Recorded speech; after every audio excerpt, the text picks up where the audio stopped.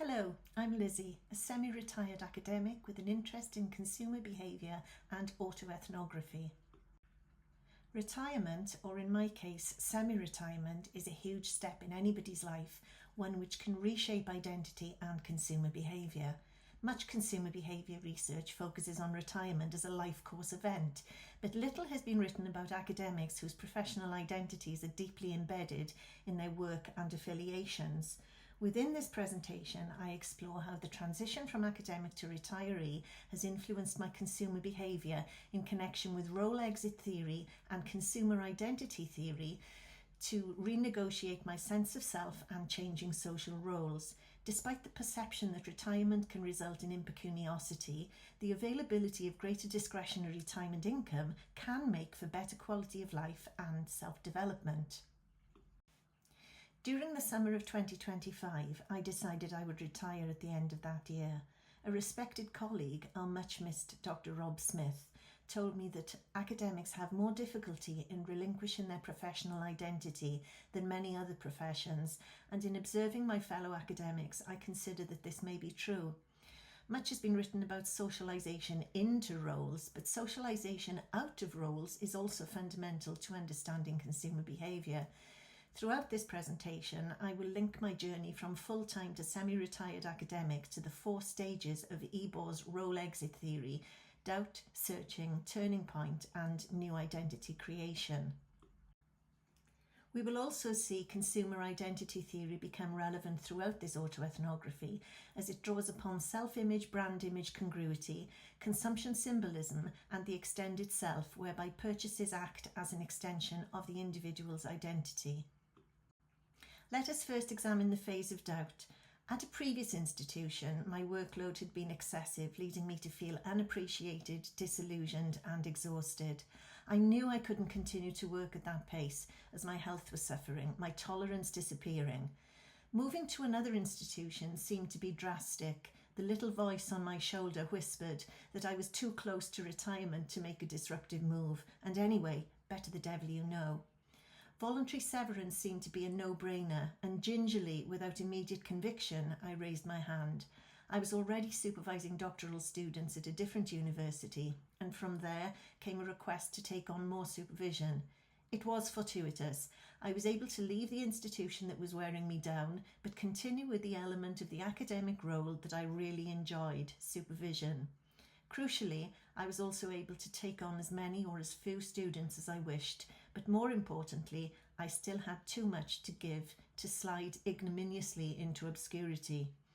That said, I would have more time to concentrate on the pastimes outside academia that gave me non-work related fulfillment, and a highly satisfactory work-life balance has resulted.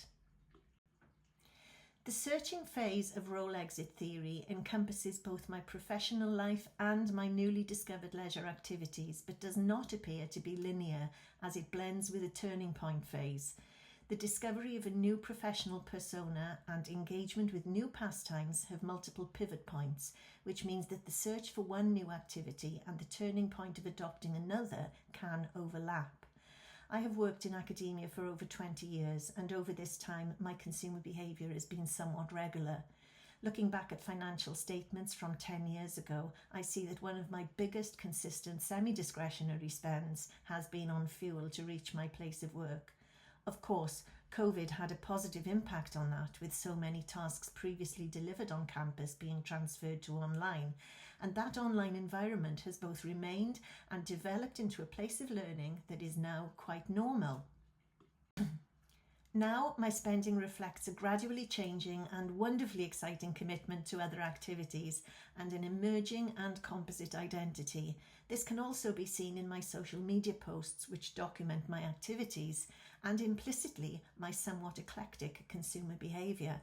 My sense of self is consistent, even enhanced by my consumer behaviour, with impression management, value expression, and perhaps even the need for affiliation being seen in these posts. I am now able to travel even more extensively than previously. and our exploits in a bargain marketplace Volvo estate car on a journey from Gloucestershire to southern Turkey in a Top Gear type challenge will be documented on social media as if the daily events are journal entries. And of course, because I am unable to completely relinquish academia, they will act as field notes for future autoethnographies. New identity creation is evident through travel blogging. Instead of flights, we now find that our discretionary spend is on small boutique hotels and guest houses peppered across Europe. And driving back from Turkey with a practically empty car would be horrendously rude, and so the trusty Volvo is invariably rammed to the roof with such treasures as locum, rose and fig preserves, wool for another newly found hobby, crochet, and slabs of empty jam jars, which are so much more reasonably priced in Turkey than they are in the UK. We will also bring back huge amounts of citrus fruits, grapefruits, lemons and oranges for filling those jars with marmalade. The Turkish wool keeps me busy on the dark winter evenings. Just over a year ago, with the help of a friend, I learned to crochet to stop me from fidgeting as life slowed down with impending retirement. The thought of being inactive and unproductive fills me with horror. Busyness for me is always desirable. Maybe that says something deeper about me, that I always feel the need to be demonstrating that I am doing something worthwhile.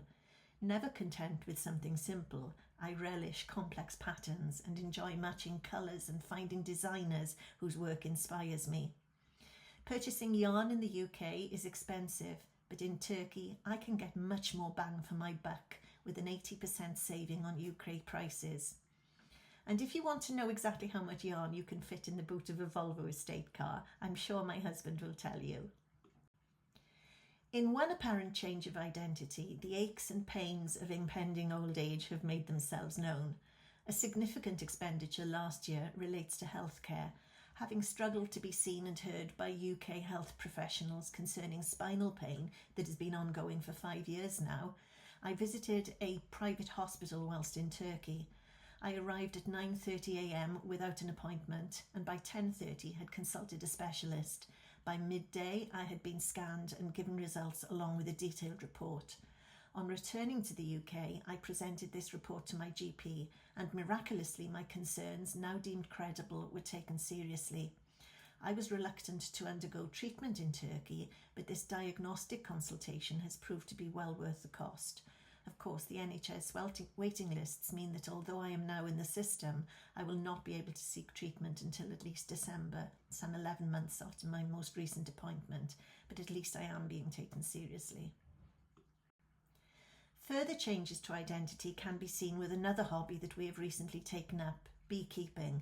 It's something I've always wanted to try, but now we have the time and the resources to have a go. It's not cheap, with the starter kit of training course, hives, tools, protective gear and a colony of bees, themselves costing a minimum of £1,000. We keep telling ourselves that we're not doing it for the honey, but of course it would be delightful if we had a few jars, and friends are lining up to tell us that they love honey and please consider them. 10 bees produce just 1 teaspoon of honey in their 8-week lifetime, just as well then that one hive can contain more than 50,000 buzzy creatures. Learning about their habits has revealed some surprising facts, but most of all, we are enjoying suiting up and making sure that they're healthy and happy, despite the occasional sting. Like the bees, I could wax lyrical about how I enjoy these hobbies, but for now, let's return to theory. My semi-retirement clearly links to the sociological framework of role exit theory, with the 4 stages of doubt, searching, turning point, and new identity creation being obvious in my transition. Although there is much written about planning, purchase, and management of financial products in retirement, there is scant research on the spending of retirees' discretionary income. I hope that this paper illustrates how retirement is not merely a financial transition, but also a process of identity reconstruction that can significantly influence consumption practices. My own experience suggests that discretionary spending in retirement may be shaped less by necessity and more by the pursuit of meaning, enjoyment, self-expression, and reinvention or continuity of self. As I have developed new identities and routines, my consumption choices have become integral to the creation and maintenance of these emerging selves. Given increasing longevity and the growing size of the retired population, further research into the relationship between retirement, identity transformation, and discretionary consumption would make a valuable contribution to both consumer behaviour theory and our understanding of later life experiences. Thank you.